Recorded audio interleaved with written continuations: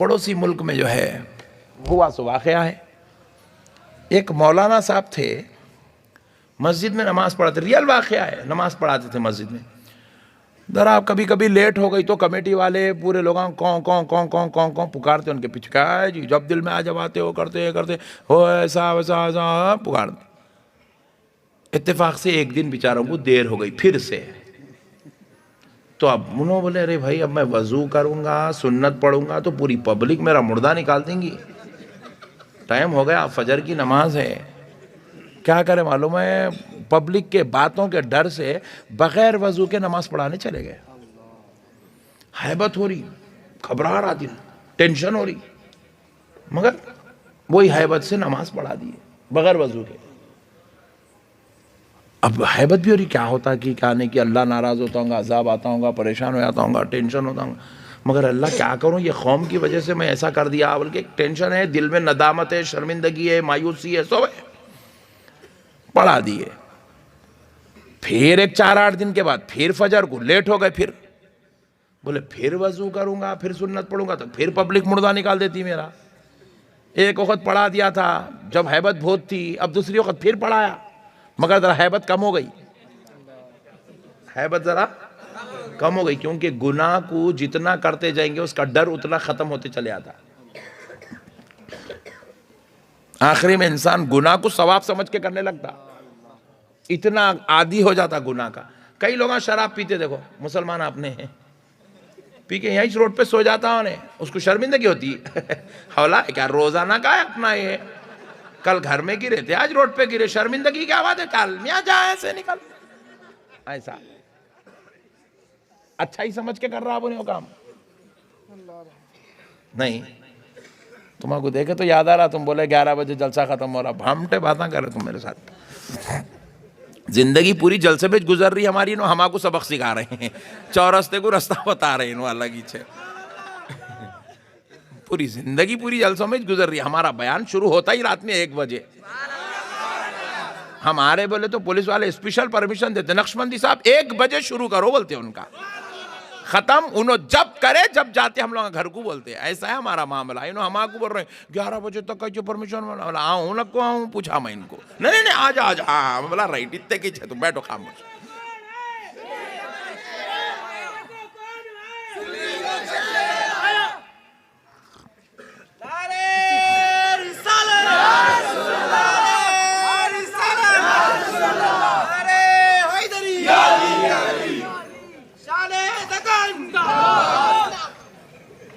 गाँव छोटा है मगर आशिक़ां बहुत जबरदस्त है यहाँ। तो अब क्या हुआ, दूसरी मर्तबा पढ़ा दिया, फिर एक 4-8 दिन के बाद फिर लेट आया, फिर पढ़ा दिया। वैसे आप एक 4, 6, 8, 10 बार हो गया ऐसी बगैर वजू का नमाज पढ़ा दे रहा। अब फिर उसके बाद पढ़ाते पढ़ाते पढ़ाते पढ़ाते एक दिन उसको ख्याल आया शैतान की तरफ से, भाई मैं जब इतना खतरनाक काम कर रहा हूँ तो मेरे को अजाब आना था, मैं लारी के नीचे आके मर जाना था, मेरा पेट फट जाना था, मेरे को कुछ हो जाना था, मेरे को कुछ भी नहीं हो रहा, लिहाजा अल्लाह है कि नहीं की, ऐसा ख्याल आ गया। अल्लाह अकबर, अल्लाह अकबर, अल्लाह है कि नहीं की, है कि नहीं की, ऐसा ख्याल आना शुरू होगा।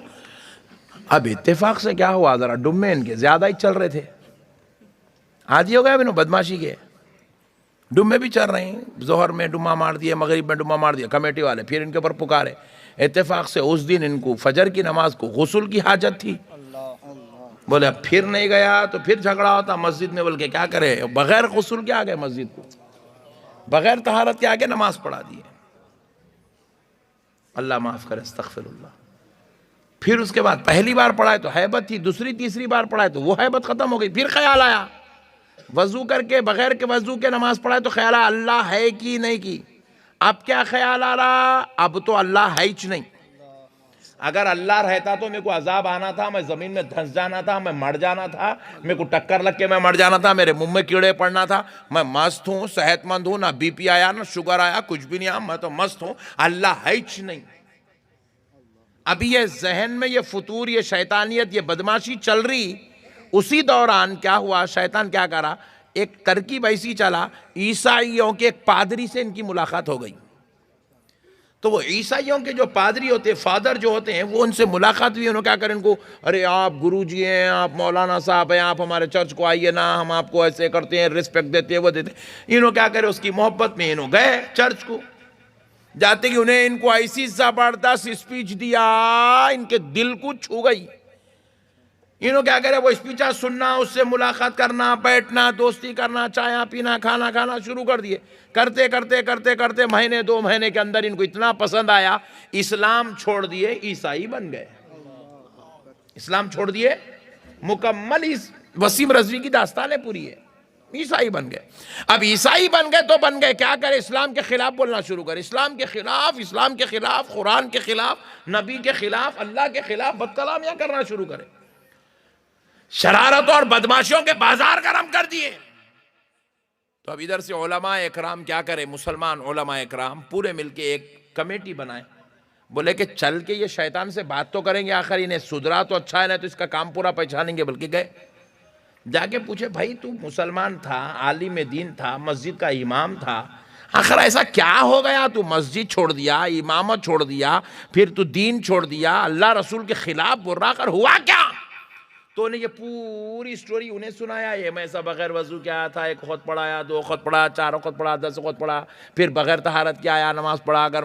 अगर अल्लाह है तो मैं मर जाना था, मैं लारी के नीचे आके मरना था, मेरे अंदर कीड़े पड़ना था, मैं सड़ जाना था, मैं गल जाना था। अल्लाह नहीं है इसलिए मेरे ऊपर अजाब नहीं आया, मैं इतना खिला आप बोल रहा हूँ, फिर भी देखो मैं मस्त हूँ, सुकून से हूँ, सलामत हूँ, मेरे ऊपर अजाब नहीं आया। ऐसा बोलने लगा, उलमा इकराम रोना शुरू कर दिए, रोना शुरू कर दिए। तो उन्हें पूछा, कई को रो रहे भाई आप लोग? हाँ। बोले, बेवकूफ़, तू समझ रहा अजाब खाली ऐसा ही आता है कि इंसान लारी के नीचे आके मर जाए, इसी को अजाब समझ रहा है?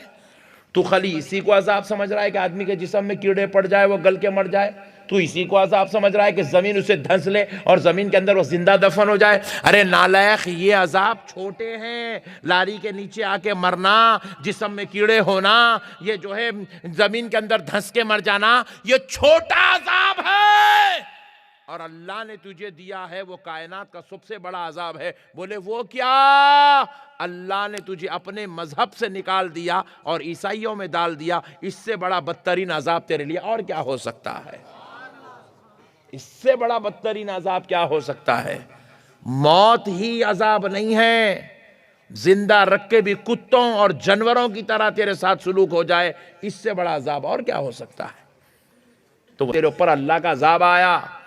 अल्लाह ताला तेरे को मजहब इस्लाम से निकाल के रब ने तुझे गैरों में डाल दिया, डाल के परवरदिगार चाहता भी नहीं था कि तू उसको सजदा करे। परवरदिगार नहीं चाहता था कि तेरी मनहूस जुबान पर उस पाक परवरदिगार का नाम आए, सुबहान रब्बियल आला, सुबहान रब्बियल अज़ीम। अल्लाह नहीं चाहता था तेरी मनहूस जुबान पर ये पाक कलिमात आए, इसलिए अल्लाह ने तुझे इस्लाम से निकाल के उठा के फेंक दिया। ये तेरे ऊपर अल्लाह का अजाब है, अजाब। तू समझ रहा है कि बहुत अच्छा काम करा? अरे नालायक, तेरी हर चीज गलत, तेरी मेंटालिटी गलत, तेरा सोचने का अंदाज गलत। मेरे प्यारे बुजुर्ग और दोस्तों, अल्लाह और उसके रसूल का वास्ता, मसाइल को समझो। आज हमारी सफ़ों में गुस्ताख, बेअदब, नबी के दुश्मन हमारी सफ़ों में फिर रहे हैं, उनसे बचो, उनकी शरारतों से बचो, इनको पहचानो। और एक बात सुनो, ये डायरेक्ट कोई वसीम रज़वी नहीं बन जाता। पहले ये छोटे छोटे गुस्ताखियां करते हैं लोग। पहले मस्जिद में ठहर के जुम्मे के दिन बोलते, हुजूर सल्लल्लाहु अलैहि वसल्लम को इल्म गैब नहीं था। यहां से जन्म लेती गुस्ताखी। पहले इनकी गुस्ताखियों का ये फर्स्ट लेवल है। ये मस्जिदों में ठहर के, ये चौरस्तों पे ठहर के, जलसों में ठहर के, स्टेजों पे ठहर के बोलते, हुजूर सल्लल्लाहु अलैहि वसल्लम हमारी तरह एक इंसान है। हुजूर सल्लल्लाहु अलैहि वसल्लम को मेराज नहीं हुई। नौज़ बिल्लाह, नौज़ बिल्लाह। ऐसे मनहूस कलिमात इस्तेमाल करते पहले। उसके बाद चलते चलते अब सेकंड लेवल आता। सेकंड लेवल में क्या बोलते हैं? हम चाहते हैं कि गुंबद खजरा को तोड़ दिया जाए, नबी को मज़ार अक़दस से नबी को निकाल कर किसी गैर मालूम मुकाम पर हुजूर को दफन कर दिया जाए। जब गुस्ताखियां बढ़ती है तो यह लेवल में आती है कि बुत दो किस्म के, एक बुत वो है जो मंदिर में खड़ा हुआ है, दूसरा वो है जो दरगाह में लेटा हुआ है। नौज़ बिल्लाह, ला इलाहा इल्लल्लाह मुहम्मद रसूलुल्लाह, जिनकी तारीफ में अल्लाह कुरान उतार रहा है। ये मनहूस कौम, ये गुस्ताख, ये बेअदब, ये जालिम, ये शरीर नफ्स, ये बदखसरत बदमिजाज लोग मिंबरों पर खड़े होकर, जलसों में खड़े होकर, स्टेजों पर खड़े होकर उन औलिया अल्लाह को बुतों से ताबीर कर रहे हैं। नौज़ बिल्लाहि मिन ज़ालिक, ला इलाहा इल्लल्लाह मुहम्मद रसूलुल्लाह। प्यारे बुजुर्गों और दोस्तों, फिर आगे सुनो, जब ये गुस्ताखी का लेवल और बढ़ता है तो फिर वसीम रज़वी जैसे शैतान पैदा होते हैं।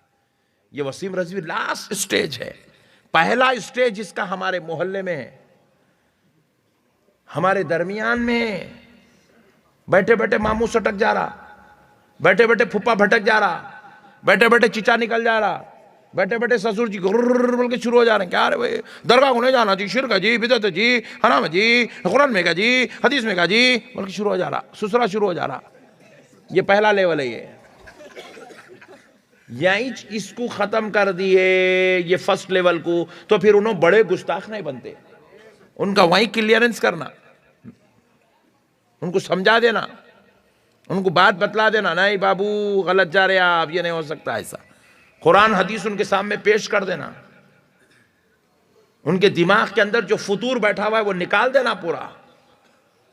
उलमा इकराम की मजलिस में लेके आके बिठा के उनको मुनाजरा करा के उनको लेफ्ट राइट करा दिए तो खिस्सा खत्म हो जाता। अगर आप बोले रहे मेरे मामू है, अम्मा मेरे चिच्चा है, मेरे ससुर जी है, बल्कि अगर आप उसकी तायीद करें उन्हें बड़ा गुस्ताख बनता। फिर उसका साथ दिए, फिर वसीम रज़वी जैसा शैतान बन जाता। इसीलिए मैं आपसे गुजारिश कर रहा हूं, अल्लाह का वास्ता, आप हजरात जो है इन चीजों को समझिए, पॉइंट आउट कीजिए, इसको गौर कीजिए मेरी बात।